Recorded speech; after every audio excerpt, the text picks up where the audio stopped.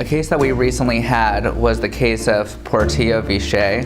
And in that case, our client was walking across the street when the defendant made an improper left-hand turn and ended up striking our client where she flew up in the air.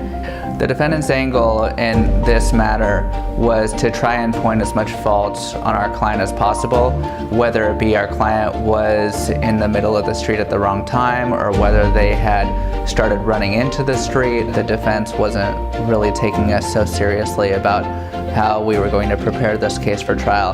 That's when Robert and I had a very frank discussion and we said, you know what, this case is the right case to have an animation.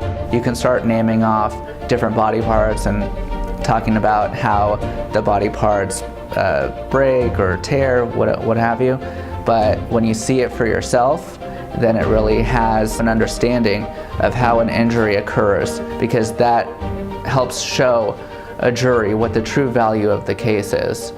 We enlisted the help of MotionLit to put together the animation that would have been corroborated or supported by these other witness statements.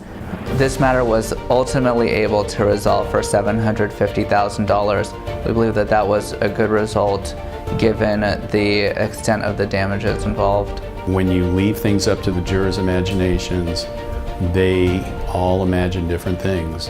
When you put an animation in front of them and they all see exactly how it occurred, it brings them together so that they're on the same page when they're deciding the value of the case.